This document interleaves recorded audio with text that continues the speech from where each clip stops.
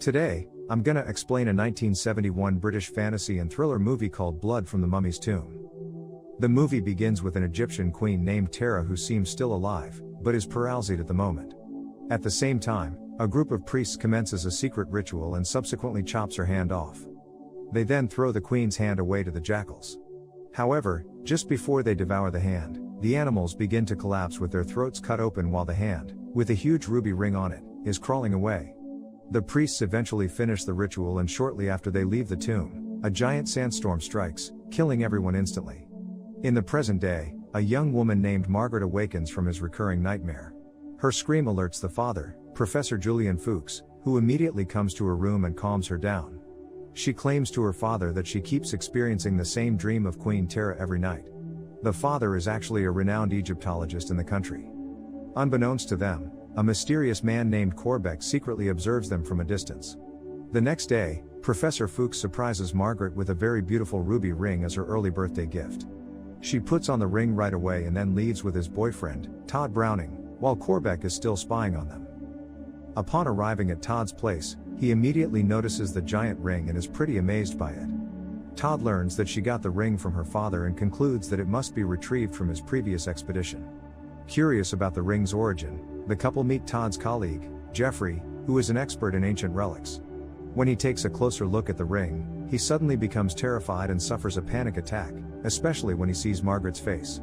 On the ground, a kind of weird constellation appears inside the ruby.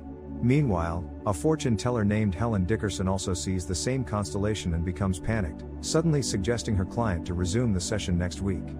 On the other hand, Corbeck pays a visit to a man named Berrigan, who is currently treated in a mental hospital, or more like a mental jail. It seems like Corbeck is looking for something, but Berrigan tries to stop him from taking the relic. A guard then intervenes and restrains the man while telling Corbeck to leave at once. A few moments later, after calming himself, Jeffrey quickly heads over to his workplace and takes out a box that contains one of the jackal's skull. Shortly after, Corbeck arrives and Jeffrey reports to him that he has found the ring and the woman. Corbeck tells him to be ready as Margaret's birthday is in a few hours. Still that night, Margaret, who slept in her boyfriend's house, dreams of Tara, who states that her spirit has never rested and implicitly reveals that her resurrection time is getting closer and closer.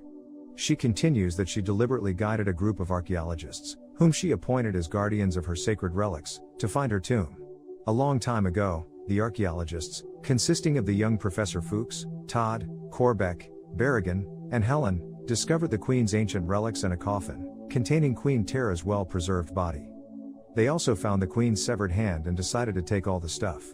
By the time the archaeologists found the body, Professor Fuchs' wife gave birth to Margaret, but her life couldn't be saved. Back to the present time, Margaret awakens and senses that something is not right, thus she puts on her clothes and decides to go home.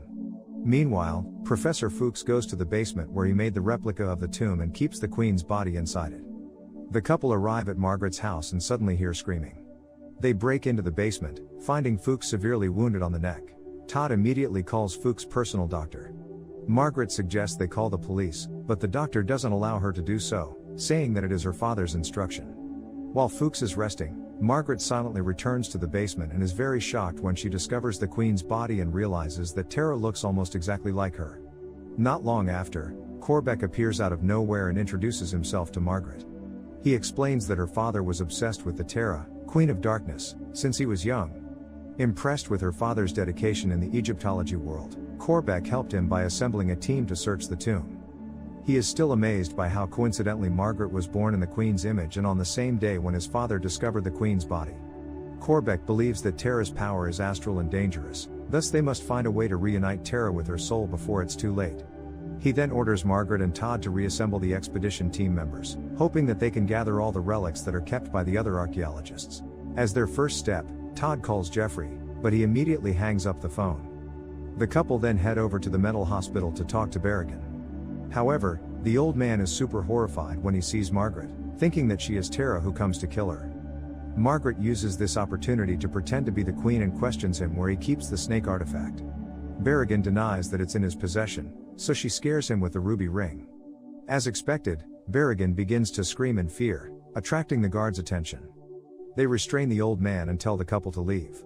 Just after they leave the room, a guard takes out the snake relic and scares him with it.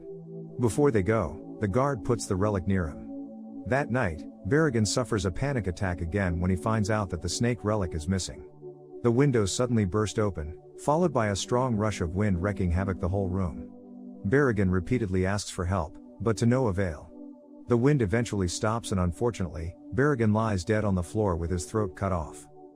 Back at home, the doctor tells Margaret that he finds a slight sign of paralysis on his father's left-hand side. The next morning, Margaret descends to the basement and discovers that the snake relic is somehow retrieved. Fuchs finally awakens from his coma and reveals to his daughter that he deliberately gave her the ring for protection. He later explains that the priests at Carreras cut her hand off to symbolize that she was evil, also believing that with her body incomplete, her power would be destroyed. Thinking that her father is still hiding something, Margaret informs him that Berrigan is dead and she has been working with Corbeck to solve this problem. The professor becomes worried and tells her daughter to stay away from Corbeck. She ignores him and soon visits Corbeck's house. Realizing that she might possess the power of the Queen, she teams up with Corbeck to resurrect the Queen. He agrees as he believes that Tara is beyond humans' laws and dogma, so he is very eager to learn from her, especially about immortality.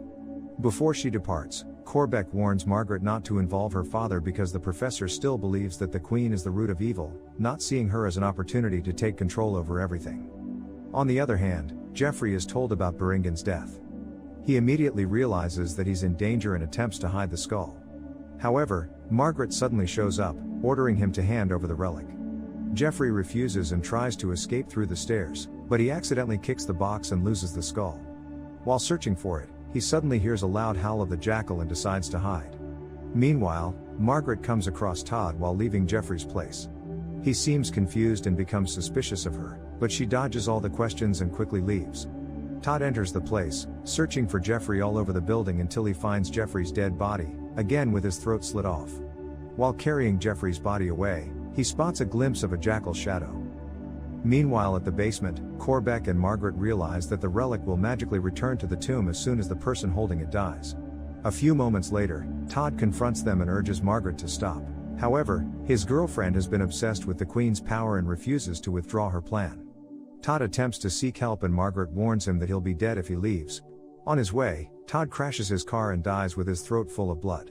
Margaret regrets her decision of wishing Todd death and eventually collapses. Professor Fuchs suddenly appears and argues with Corbeck, who already knows that Margaret will eventually die soon after the Queen's rebirth. The professor is dedicated to making sure that will not happen. He takes his daughter to his room and tells the doctor to anesthetize her. However, just before he manages to do it, Margaret, possessed by Tara, stands in front of him and kills him with her power. Margaret finally regains his consciousness and screams in shock when she sees the corpse. She then escapes from the house to retrieve the last relic, the cat. Not long after, Margaret arrives at Helen's place and politely asks for the cat relic. Helen intends to eliminate her, but later withdraws her intention after Margaret convinces her that she will spare her life. Unfortunately, after she hands over the relic, the cat relic somehow becomes alive and finishes her off. In the basement, Fuchs discovers that the cat relic has returned to the tomb. At the same time, Margaret and Corbeck arrive and begin the resurrection ritual. Corbeck puts the Queen's hand inside the tomb and reads the spell from the scroll. Halfway through the ritual, Margaret finally realizes that they will be meaningless once Tara is fully resurrected. Therefore, with all his energy remaining, Fuchs charges towards Corbeck and stabs him to death.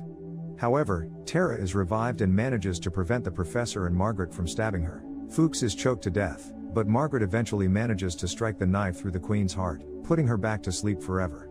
After that, the whole basement falls apart, leaving only one survivor from the scene.